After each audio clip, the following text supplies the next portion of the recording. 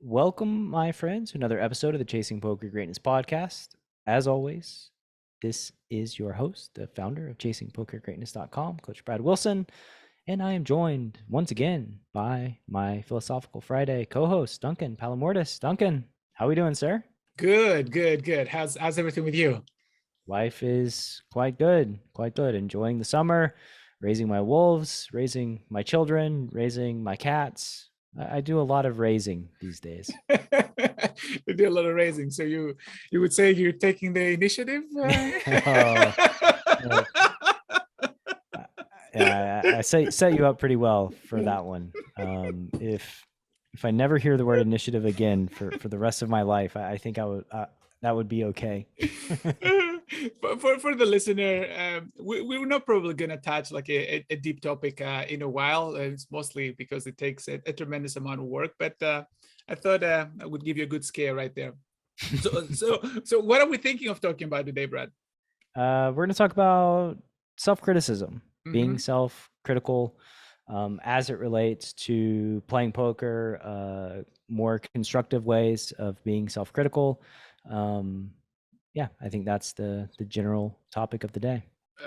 That's exactly right. And I wanted to start like with a fun one, right? So I did a Twitter poll, and I actually got a decent sample size. You know, anytime you get answers above 30 is considered a decent. And the question was, do you think?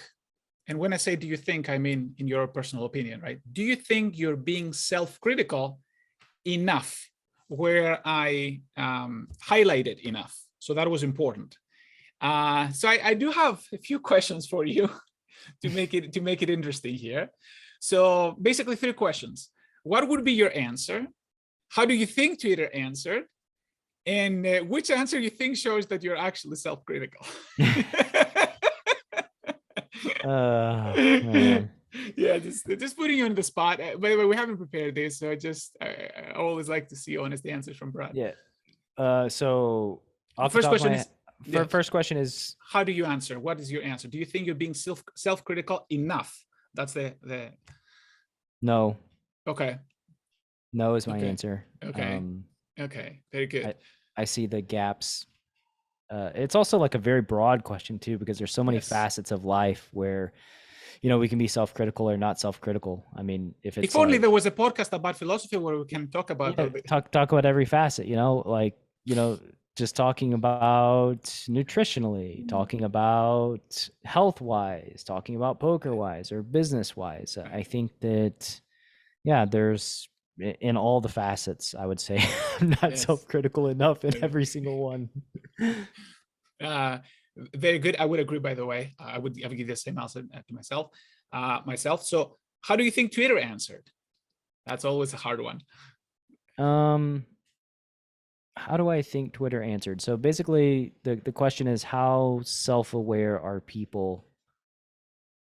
I would say 70 yes, 30 no. Yeah, that's what I would expect too. I would expect to be heavily biased on yes, but I don't know if it's something to do with like the people who follow me or, but it was actually a perfect 50-50. Like really? That was like an actual 50-50, right? Not 50.2 versus 49.8 or whatever. This is a perfect 50-50. Yeah. And now here's the funny part. Like, which answer do you think shows that they're shows those who are actually self-critical? Like the yes or the no? The no. I think so too. I think so too. Yeah. I think those who actually say I'm not being self-critical enough are usually the ones who are more self-critical than the people who like. So it's a weird, like those who say yes, I am self-critical. I mean, no offense, no disrespect. Like there's different approaches, and I'm not saying there's right or wrong answers, but you're wrong. You're not really like self-critical if you think you're being self-critical enough, right? So yeah, self-criticism can be something that can, when taken to the extreme, can even be harmful. And hopefully we can discuss some of these aspects today. Yeah, I think it takes a high level of self-awareness to see the areas in which you need to be more self-critical. And it's easy to say that you are already self-critical enough without having awareness of just like all the different facets of your life where you could improve things. I would say that like on a scale of like 1 to 10, I don't score a 10 in any facet of life. Right. Personally, is my belief. I don't think I've ever seen anybody scoring a 10 in any aspect of life, to be fair, right? I mean, that's like when you see what's available out there, right? I mean, just, I don't know, like go on YouTube or something and try cooking and see what people can do with cooking. Like there's no way people can feel that they're up there at the top, 1% of the 1%, or yeah, I have a friend of mine, won an Olympic gold medal in rowing and set a world record. Okay, there you go. Like there you go. That's the one, right? The Olympians who right. stand on top of the podium and set world records. Those are the people that, yeah, okay. I think they're being self-critical enough. They've reached the pinnacle. And then they're like, what's better than one gold medal? Of course, and if you ask them, they would say, no, there's plenty of areas I can improve. What are you talking about? Like, we cannot win that game. So, what does it mean to be self-critical then? How? Yeah. So, you can finish the question. Yeah. So, how do we, when we see all of these things around us, right? I mean, the reverse Dunning-Kruger in some sense, right? The more you know about stuff, the more you realize that you don't know, right? As you expand the circle of your competence, the more you realize how vast the area outside is, right? If you're a small circle, you only see a small perimeter, but if you're a big circle, you see a bigger perimeter and then more stuff that you don't know, right? So what does it mean to be self-critical in that context? Again, I think it relates to awareness of progression and areas where you can progress, and also monitoring how you're doing on like a day-to-day basis as it relates to said area. So it's like, it's a fluid daily process. Absolutely. And who determines that?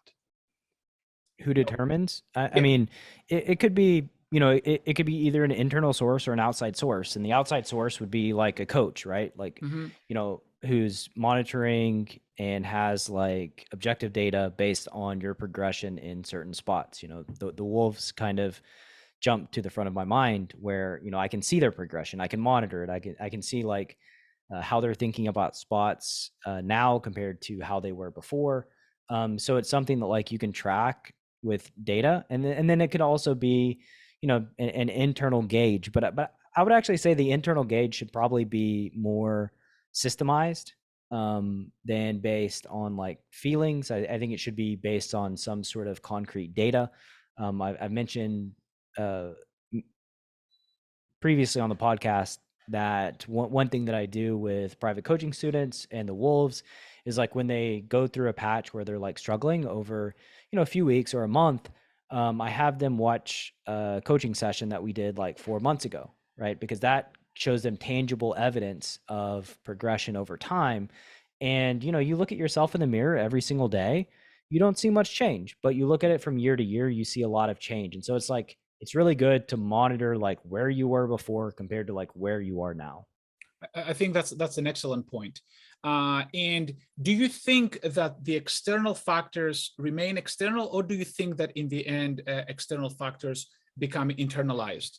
I think external factors really are just a guiding force to what you think internally, right? Like ultimately it's your responsibility, and it all lays with you, right? You can actually mistrust the external factors, and then that will cause that will cause you to discount that and then trust your internal stuff more. So like basically your internal stuff can override the external effectively, which means that the internal stuff is like, the top. I would agree with that. And actually, you made an excellent case with the example that not only just by looking at ourselves in the mirror, but also having some people giving us hints that maybe, our path,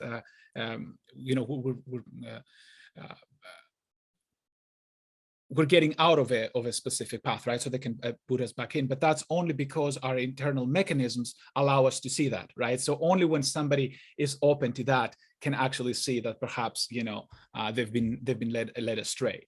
Right. But And the trick of it too is that like progress isn't linear.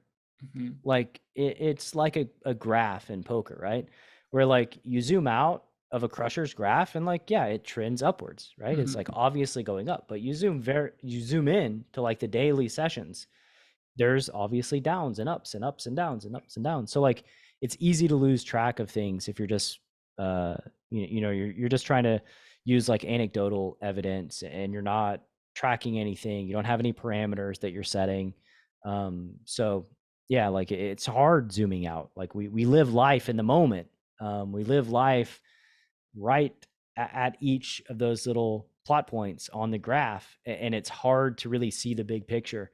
So yeah, I think ultimately though the responsibility comes from internally, and whether or not you pay or let an outside source influence you, then that's just helping guide you internally. Absolutely. And with everything that, when we let somebody else take control of the ship, or like we're outsourcing some of our decisions, essentially, comes some possible disadvantages. So what are some of these advantages and disadvantages of being self-critical? So I guess could you reframe the question here? Sure. Yeah. So I can be a little bit more specific, right? So basically, we defined self-criticism as a form of internal mechanism that can be affected by external factors at our will. And the goal of these mechanisms are to raise awareness to the situation around us and hopefully lead to improvement. Is that sort of like a fair definition? Yeah, that's fair. Okay. So there's a lot of things that we talked about. We talked about internal mechanisms. This could be faulty. We talked about external influences. This could be malfunctioning, or this could be have ulterior motives. They can, or they can be really good-willed. So there's good and bad things that can happen. However, we want to define good and bad. So what would we say are some of the advantages and disadvantages of that process of us basically saying, taking the Socratic approach and saying, like, I know one thing, I know nothing. I'm basically a big, fat idiot trying to figure things out that I know I can't, right? So where this is useful, where is this taking too far is what I'm basically trying to yeah. here. Well, so I'm going to throw that question back to you in a moment, but I just realized something, while you were talking, that whenever you're being self-critical, it's generally due to a sense that you're underperforming in some sort of facet of your life. So there is like this desire to progress, whether it be dietary, nutrition, health, poker, fitness, dating, whatever it is. The self-criticism tends to come in I think it always comes in an area where you wish to progress, right? Else, yeah, I can't think of any off the top of my head that's just self-criticism just to be self-critical. So we need to add to that definition then a self-imposed threshold that we're trying to reach. Sure. Okay. Yeah. And I'll throw back your question to you, and then I'll ping off of it because I'm not entirely certain that I understand. Yeah, no, I mean, I don't either, right? I mean, that's the whole point, right? I mean, it's we don't. Give me a practical example of your of the question. Yeah. Right. So and what I mean by that, I don't either. We don't exactly know the advantage and disadvantage of being self-critical. We don't know the answers to these questions, because if we did, we'll figure out life out, right? So we're trying to figure out as we speak and think about it. So here is one, for example, one advantage I would consider of being self-critical. Realizing that at the core of the decisions is your personal will, your personal internal mechanisms, means that in the end of the day, it's you against you. It's not you against the world, it's you against you, which means basically you're not talking about the concept of, oh, I want to be better than X. It all comes down to I want to be better than either a specific threshold that I set, or I want to be better than I was yesterday, which again is a way of setting an individual threshold. So some of the advantages of actually being self-critical as opposed to, outer critical, or whatever the word would be, so like letting other people affect your life, is that you decide the rules of the game, right? I mean, you say, these are the rules I'm going to play by. And this is very, very important. Like in the end of the day, and I consider that to be an advantage, because a lot of people, they will live their lives as if, things are being expected of them. They need to meet specific external either deadlines or thresholds. And all of a sudden they have that stress and pressure that they don't live their own lives. Somebody else dictates it for them. Yeah, I would say there's also disadvantages in that too, in that if you don't know the rules of the game that you're playing, then you could have outsized expectations that are impossible to meet. Correct. If you're not familiar with poker, and you play like 2-5 and you think, I can win $1,000 an hour, right? Right. And like that's your goal, right. And that's what you strive towards. Well, you'll never reach that goal because it's not possible over a sustained period of time, right? So Correct. like basically, yeah, I think that that internal drive needs to be calibrated, and you need to understand the rules of the game in which you're playing, else you're just setting yourself up for failure from the jump. Absolutely. And I would agree with that 100%. The one thing that I would add is that ultimately, and that's what I was referring to, it's your decision whether you want to decide to play the game, right? Sure. That's the thing that we forget. Like the person who says, I'm going to win $1,000 an hour, they're obviously misguided if they're playing 2-5, but they could always, if they realized what the situation was, they could have walked away and not play that game, right? I mean, that's what they may be forgetting. But I agree with you that, we need to use external factors. And in order to also see, I mean, we live in a society, right? I mean, you can say, for example, that, hey, you know what, I want to, let's say that you work for a company, and you can say, you know what, I choose to work an hour a week for that company. I don't want, I will live by my own rules. Obviously, this is not going to go very well, right? So there is certain things that, there are certain restrictions, which the natural restrictions. So what are some disadvantages of self-criticism? Or maybe we can explore some more advantages, like how can, let's talk a little more about some advantages, like how can help us improve, when done right, how can that help someone by being self-critical?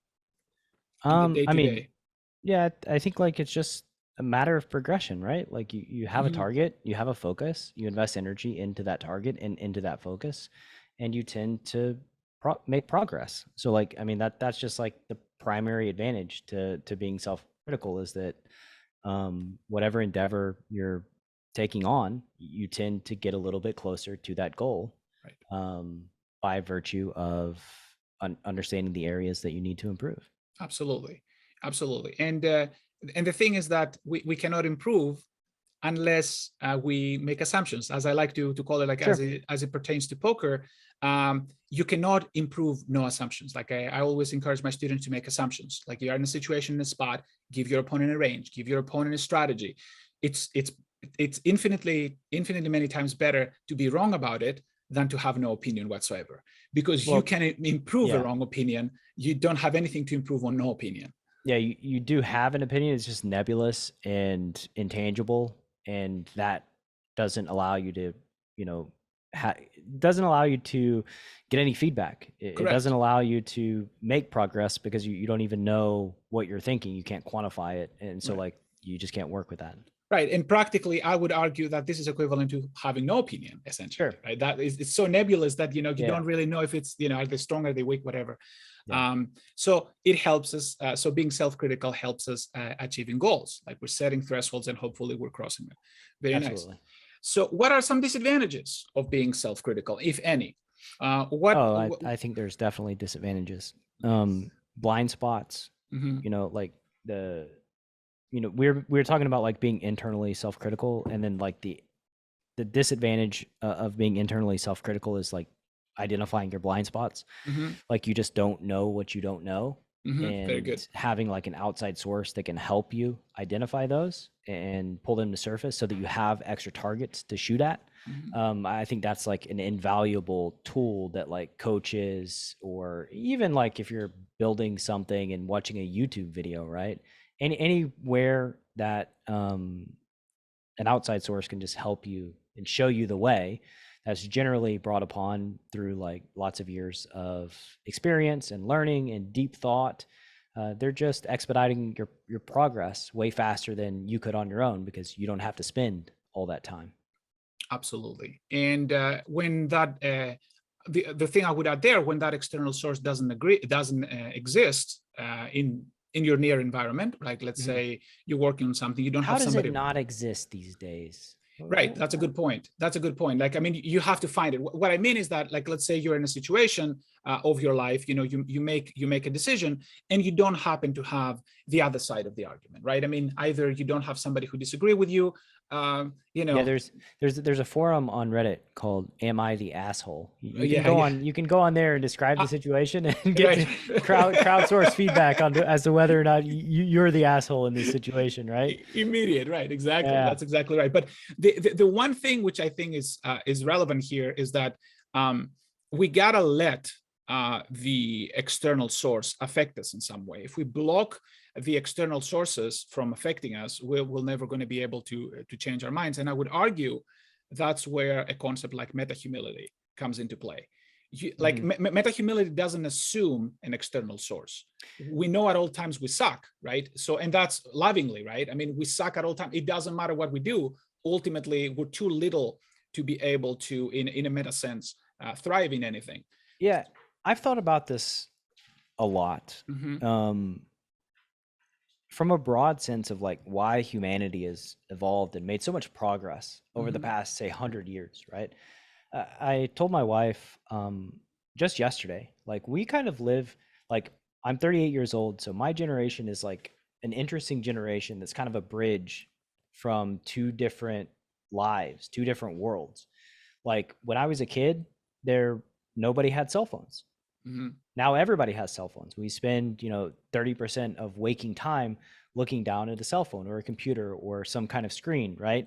Like our whole lives are ruled by technology in the modern age. But like 20 years ago, or I guess now it's 30 years ago, holy cow, you went to a little league baseball game and like everybody just had to watch the game. There was nothing else to focus on, right? And like that amount of progress comes through collaboration. It comes through sharing information and building upon that which other people have earned, which is the nature of allowing outside forces influence you, right? It's like just anybody that stands, like we all stand on the shoulders of giants. That's right. We all stand on the shoulders of people who have learn these lessons and progress and iterated and progressed and iterated. And now we reap the benefits of that. So like in our day-to-day individual lives, this micro existence of just our life, why would we think that like we're any different than the whole of humanity as it relates to letting an outside source influence us and letting, helping us progress our way through the world? I mean, that's just why humanity has come as far as it has. Absolutely. But there is something to be said about asking permission to stand on that shoulder of the giant, right? I mean, we have to ask our ego to give us permission, right? Because that's the thing, we have to accept that there is so many things that we don't know. And that's where meta-humility comes, right? Because when do we know, that like your friend that you mentioned before, I mean, there is a point, right? Somebody might think that you might be the most knowledgeable person on a specific topic inside the room. So you can easily say, you know what? You're not going to tell me what to do. I am the most knowledgeable on that specific topic, right? But that's exactly where we start violating meta-humility. That's exactly when we start closing the doors into exactly those collaborative forces that you're talking about. Even him, right? Like, it's funny. Even him, he told a story, interviewed him on a podcast like a number of years ago now. And he told a story about somebody that was on his team because, rowing, the type of rowing that he won a gold medal in, you're a part of a team. And he was always the strongest, always the fastest in Canada. And one of his teammates was outperforming him and just beating him day after day after day after day. And eventually he had lunch with the guy and asked him, like, what do you do differently? Why how do you train? What do you do? What's your process look like, right? And that to me is like, this is an elite competitor who's one of the very best in the world, and there's only a handful of people that can outperform him, and he's asking one of the handful of people what he can learn from them, right? And I think there's like just a very good lesson in that anecdotal story of like, no matter who you are, what you do, where you're at, like everybody has a coach. Federer has a coach. Tiger Woods has a coach.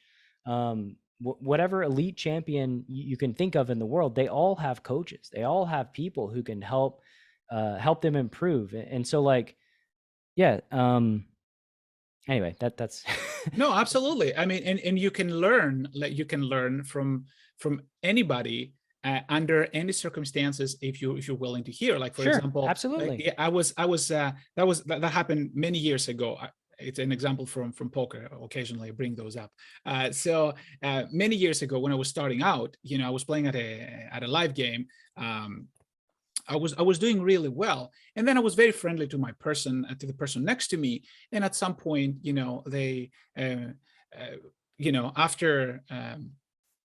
after a few pots, I mean, won a couple of pots from him, but he was being very friendly, very nice. He said, "You know what? I like you. I'm going to tell you something."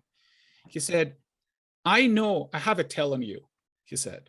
And I was like, "No way you have a tell on me." Like, ego immediately, right? I mean, it's like, I'm beating the crap out of you. There's no way you have a tell on me.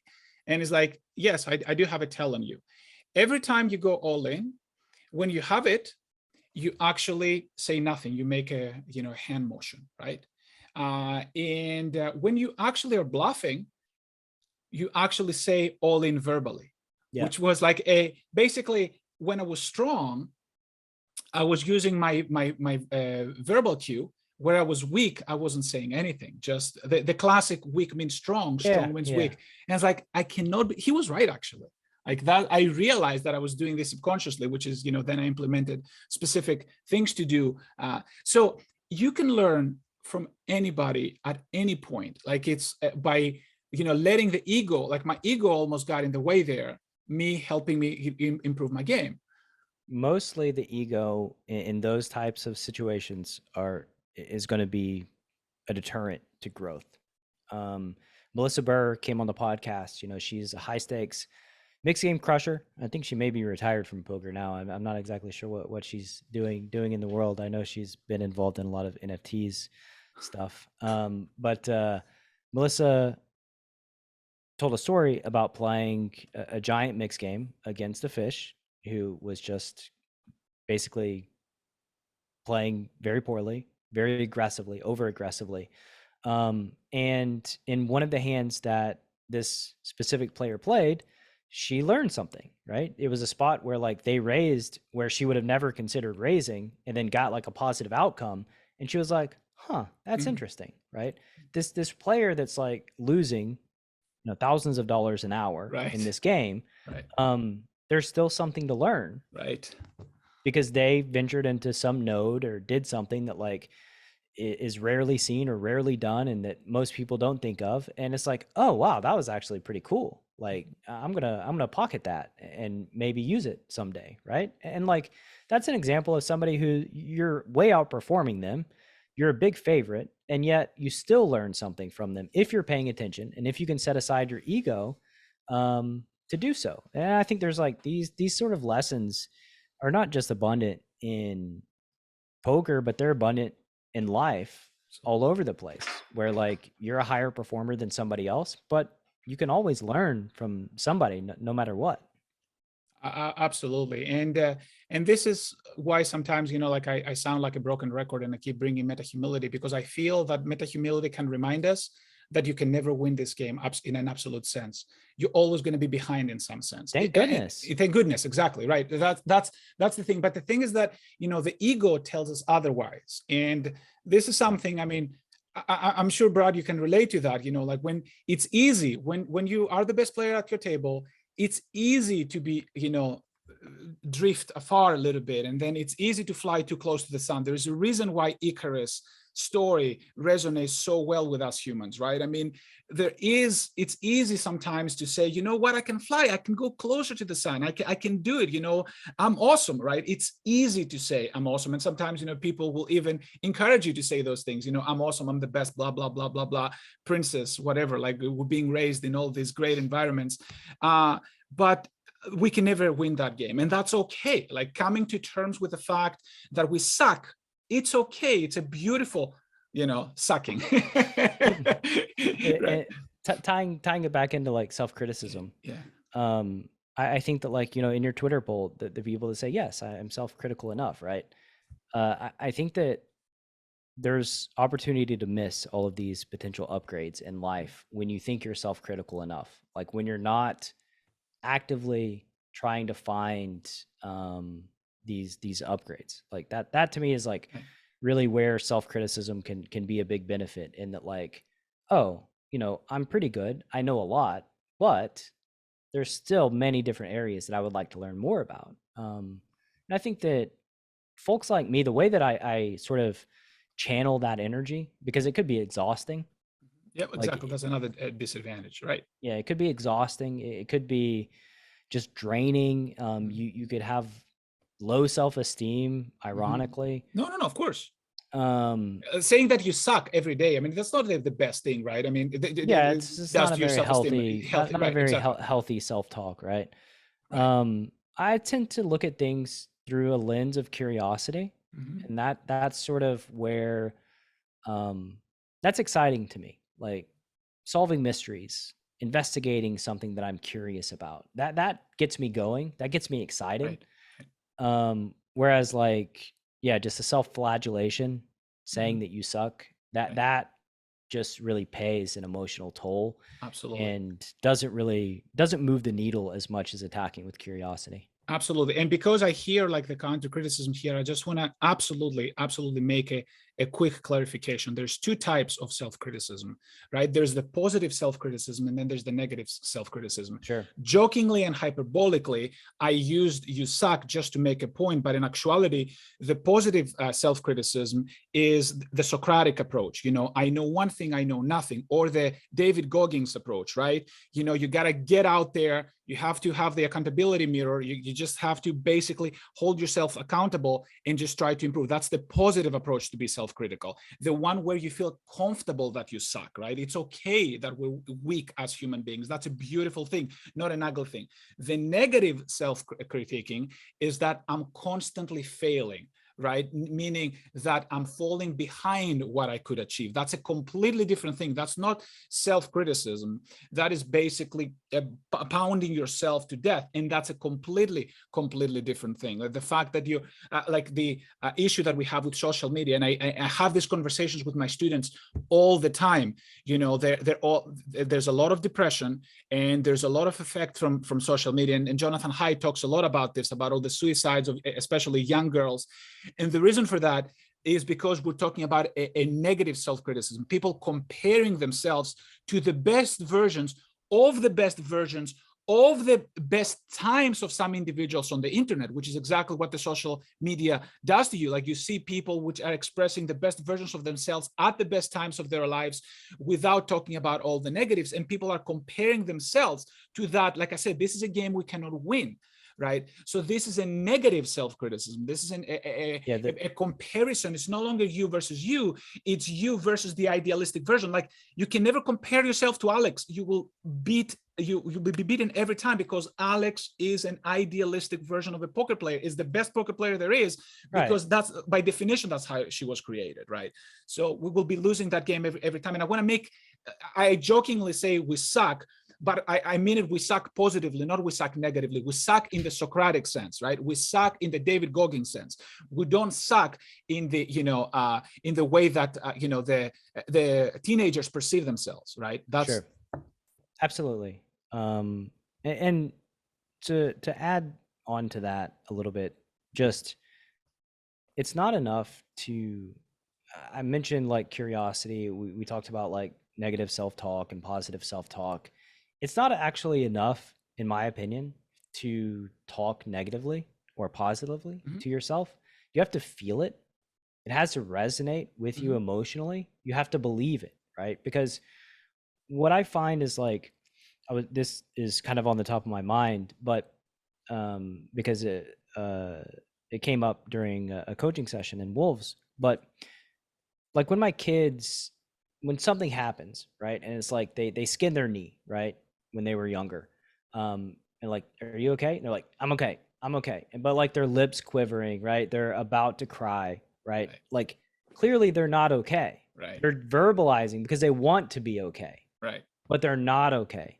Right. And in poker, this manifests like you lose a massive pot, right? I'm watching a play and explain video. You're playing, you lose a massive pot, and you're like, I'm okay. That's okay. That happens. That's okay, right? I can tell that it's not okay internally. Right. And that's the thing that actually matters here more than the verbalizations, is like, how is this making you feel? We can't be like, oh, I'm self-criticizing out of love, right? And it's okay because I love myself, but you feel like death, right? Like you're just deceiving yourself. So like really pay attention to like the way that you feel. Verbalization is just not enough. And really just be honest with yourself, because like that's where the growth stems from, is when you're honest and not deceiving yourself. Exactly. You can love yourself and accept that you suck. That's okay. Right. Sure. I mean, you know, Socrates loved himself too, right? You know, David Goggins loved himself too. Like when you say that, it's reflective of like this inner feeling of you can say that you suck and you still love yourself. Right. Exactly. Right. Like I can say that I suck and I still love myself, but there are other people that can say they suck and laugh, but feel really bad about themselves.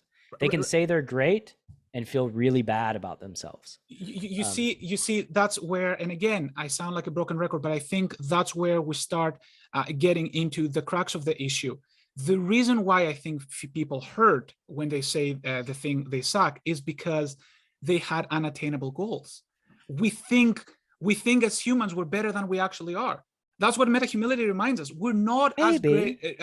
You see, maybe like we want to challenge that. We want to challenge the fact that, you know, we think we're amazing, right? I mean, somehow. Maybe we just want it too fast, right? Maybe we just want progress too quickly. Right, but that's a problem, though.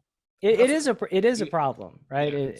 Yeah, so it's not that we're not good enough or that we can't reach there eventually. It's just we're not able to zoom out and look at the graph and be like, oh, it's trending up. So like in a couple of years, maybe I'll be a lot closer to like where I eventually want to be. Right, but I do want to challenge that concept of even hope. Sometimes even the hope is a bad thing. You know, like you say, we like to think that way. It's not that we're not going to get there eventually. We may or may not, is my point. And that's okay. There's going to be people who are going to be unsuccessful, and that's okay. We may be unsuccessful, and that's okay, right? You know, that doesn't mean we cannot try. Like I want to make that clear. No, like, it's a good point. Like and we judge ourselves with the person we look at in the mirror every day. Right. And maybe if you're a poker player, the best version of you is still a losing player. So you could be the best version of yourself as a poker player, and still not make money. And that's a very bitter pill to swallow. Yeah, maybe poker is not for you, and that's okay, right? I mean, I know you love doing it, and you have infinite money, and you're the best version, but you still lose money. Then there you go. Maybe it's okay. Maybe it's okay. Exactly. I agree with you 100%. Right? You know, like it's like maybe football is not for me, Brad. I mean, I have my issues that I need to resolve. You know, so. Yeah, but maybe you love the game and you like getting out there and messing around. You have fun. Right, being made fun of, you know, you like that concept. Yes, I agree. Yeah, everybody loves being made fun of. Beautiful. So, so these are some of the potential pitfalls, right? I mean, we can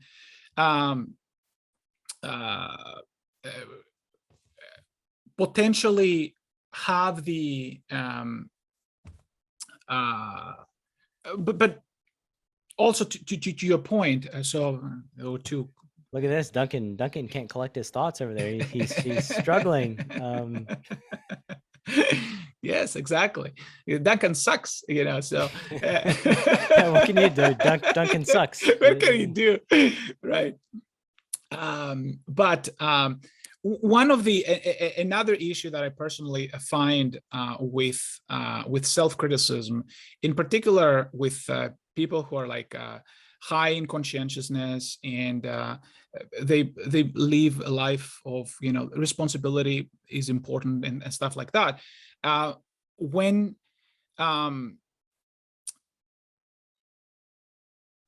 you spend a lot of time self-critiquing, what can happen is that your tolerance for external control may wane. Basically, that's another thing, and that's something that we actually see a lot with poker players, right? I mean, poker players are very difficult to, in general, like as a group, like they're very, in some sense, anti-government in some sense, right? I mean, anti-governance, not anti-government, anti-governance. Sure. Like they like to live their own lives and things like that. And again, you know, when you're a poker player, you gotta take responsibility for a lot of things. You gotta take responsibility for your own finances, your own boss. So when you do all of those things, when you're trying to be objective and critical about yourself, when people start around you to tell you what to do, it feels like you do the double work. You're already doing it. Like you already do what you, and that's why, you know, we're a little bit more sensitive to things like, you know, and probably that's a gross overgeneralization, but basically a self-critical person, a very self-critical person is difficult to receive unwarranted external criticism. Yeah, don't tell me what to do. Right. You know? Don't tell me what to do, pretty much. Exactly. I've already thought about this a lot, and I've come to my own conclusion, and I'm gonna do exactly what I think I should do. Yeah. That's and sometimes, you know, that can be a good thing, but sometimes also can actually be problematic. Yeah. So as we saw. So what are some applications to poker, directly to poker? Like, you know, how can we apply self-criticism practically to poker in order to improve our game? Collect your data and, you know, create something that's tangible that can give you feedback as to how you're doing.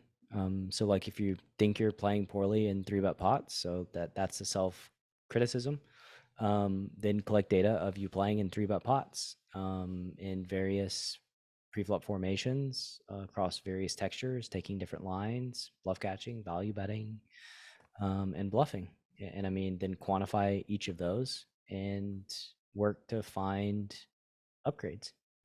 Absolutely. And one thing I would add is that doing the thing that you've been doing already again and again doesn't necessarily quantify as practice or as potential self-criticism, right? So if, you know,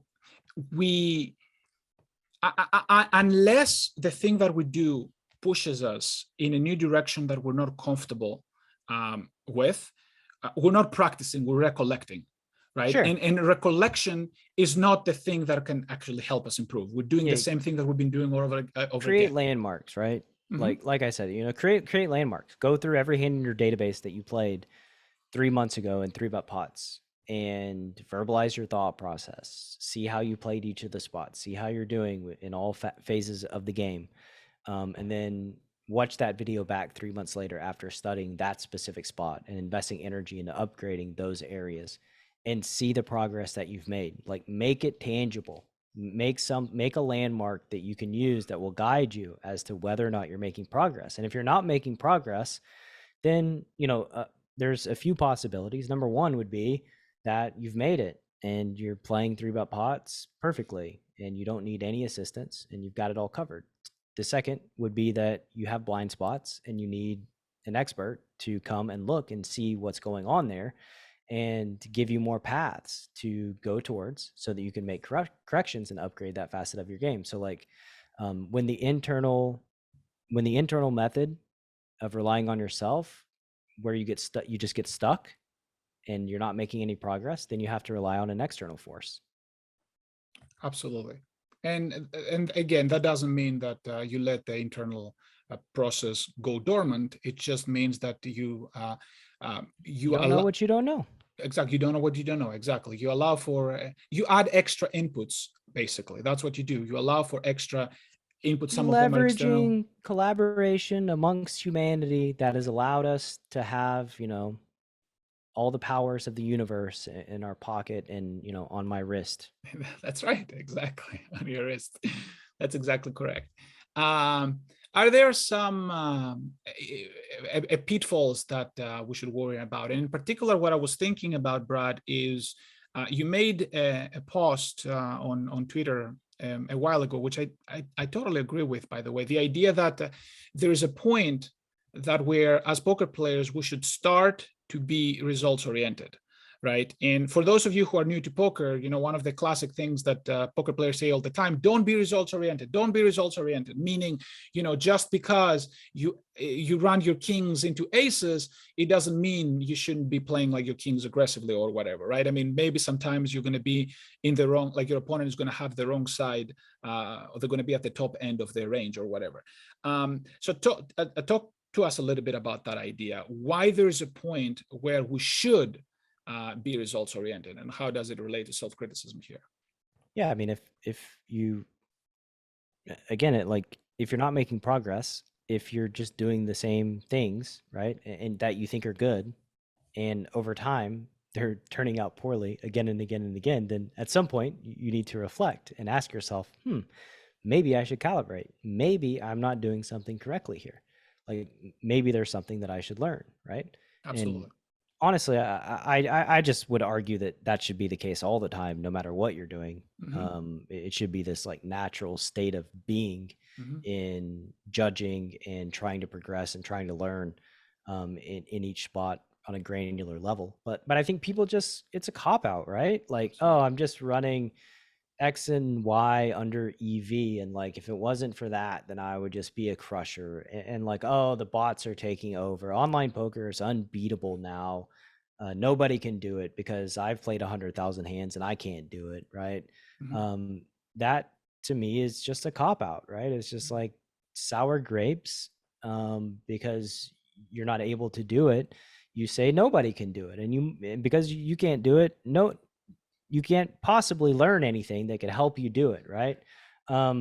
So yeah, like we should be results oriented in that sense. Like we should constantly be results oriented. We should be analyzing what we're doing on a daily basis and judging and trying to grow.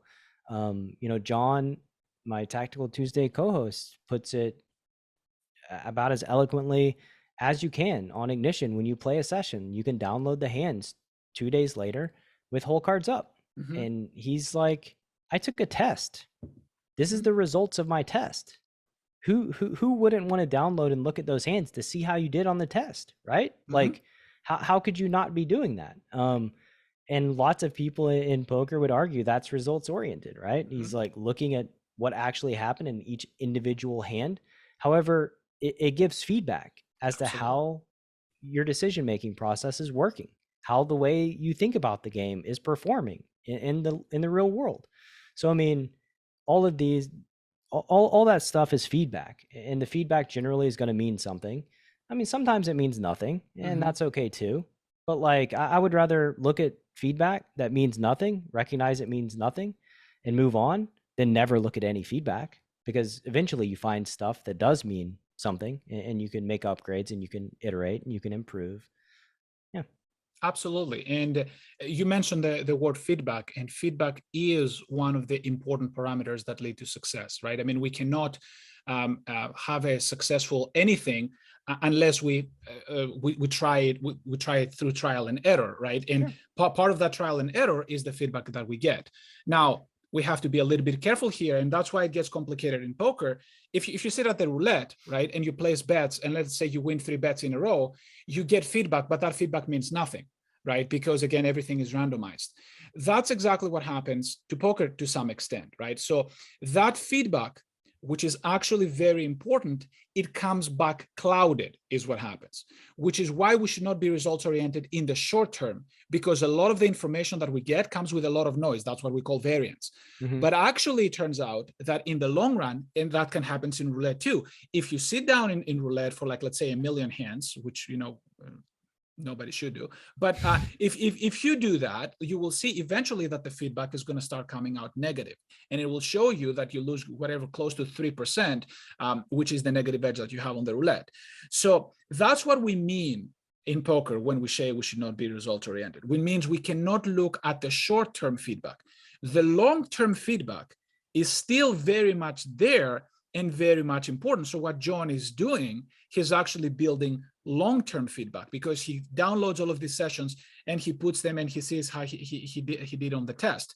Now, I mean, I cannot speak for John, but I'm sure that he's not gonna, like, you know, cry over spilled milk over that specific one hand that he lost and he bumped into his opponent's range. I mean, he's gonna put things into a bigger perspective, correct?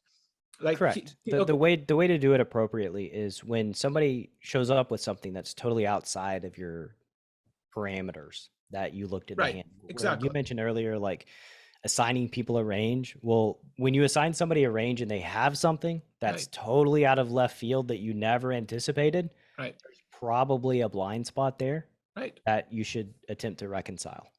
Exactly correct. Yes, right. These are things that, not everything is variance, right? I mean, when you say that your opponent, for example, can never have ace high in a certain spot, and then they show up with ace high, I mean, that's not variance. That's clearly we're wrong there, right? Because we said they can never have ace high, and then here they are showing up with ace high. I actually think, like, you may disagree with this. I've looked at so many graphs and so many data sets these days that I can tell what's going on looking at a graph over like a relatively small sample size, whether somebody's like following protocols, whether or not somebody's playing with consistency over like 10K hands. You can see the way that things are moving with their red line, with their green line. And you can just see like, oh, this player's not playing consistently. Like the commonality with all the crushers that I see, that I coach, they play very consistently. Right. Just very methodical, consistent over time. And over 10K hands, you can see like, oh, there's consistency in this graph. Right. And just to double down on your point, not only I do not disagree, but the math also agrees with you. Like the math will tell you that you can actually make, people do that all the time with worse samples in real life, all the time, especially those who work in finance. Well, that's a completely different story, because the assumptions there, you know, things are not normally distributed, and, you know, Taleb will be all over their faces, and he will be correct, you know, with fat tails. But anyway, to your point, this is in controlled environments where we actually know what we don't know. When it comes to poker, we know what we don't know. We don't know our opponent's cards. So everything is nicely and normally distributed. You can make inferences with very small samples. The difference is your confidence.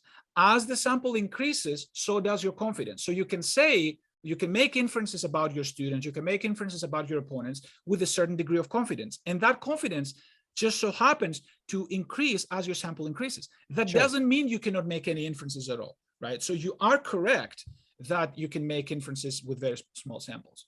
Yeah, like over like 100K hands, I mean, it's fairly apparent who's making consistent good decisions and who's not.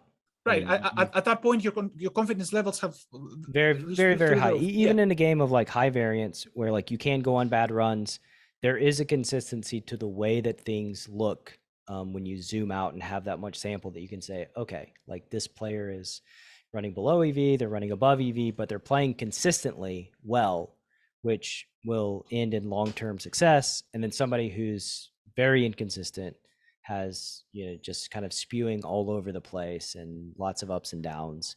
And you can tell like, yeah, this isn't variance. This is the decisions you're making are impacting what we're looking at here.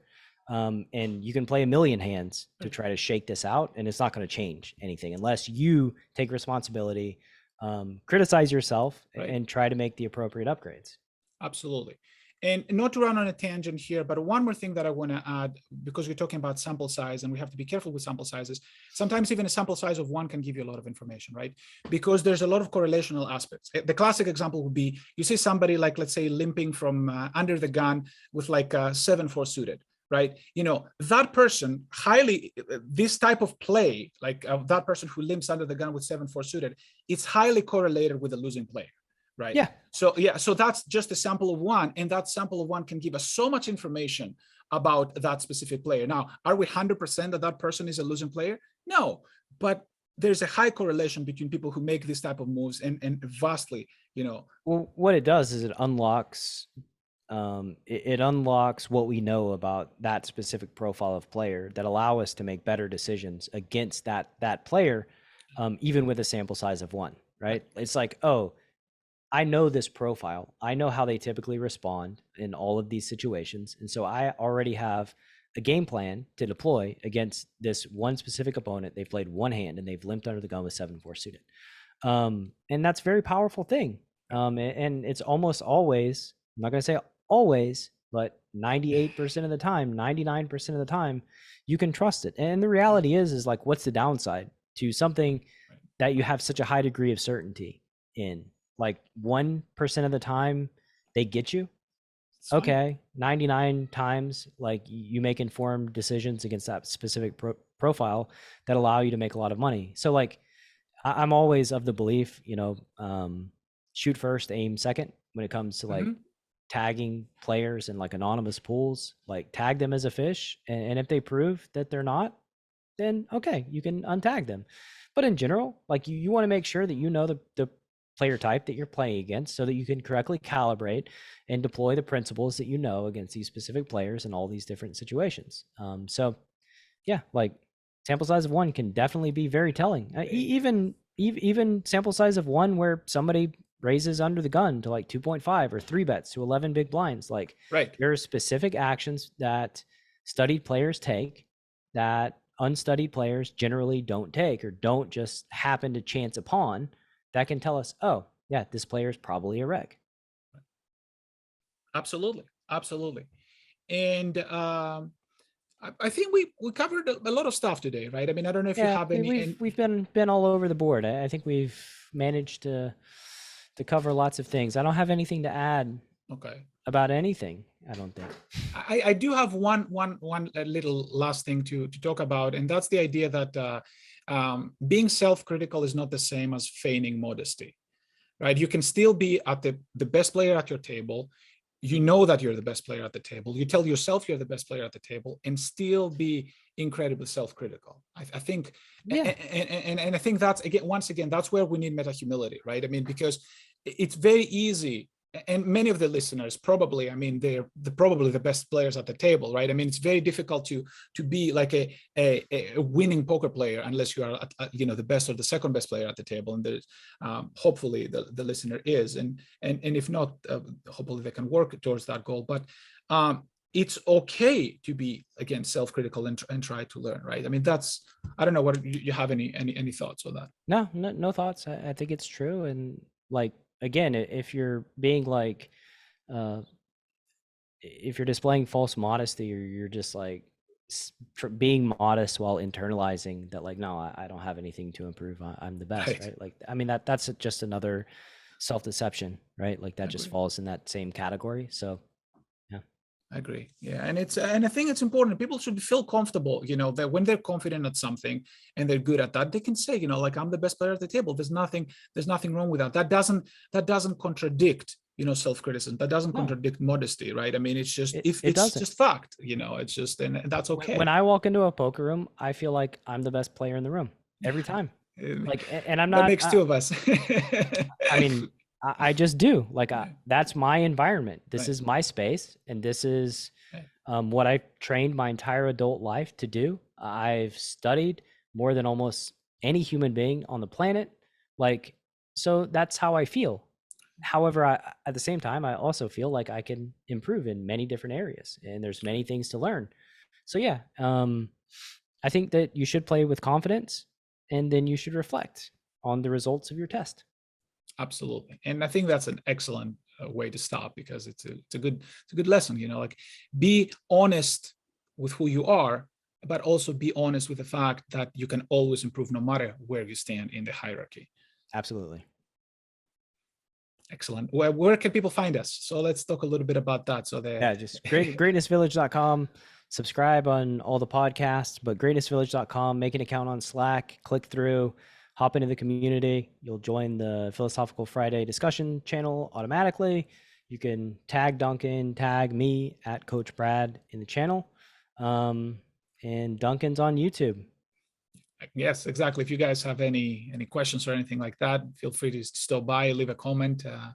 Yeah, Duncan will reply with 10-page essays to your questions. That's I'm still working on it. You know, I just respect people who are putting their time. So I'm trying to address He's them. He's still working on the essay. It was. It's still not over. He started it 3 weeks ago. He's still going. It's going to be 1,000 pages at the end. That's right. A new book. Working on the new book. Yeah. Excellent. All right. Well, see you next week, sir. Absolutely. Always a pleasure, man.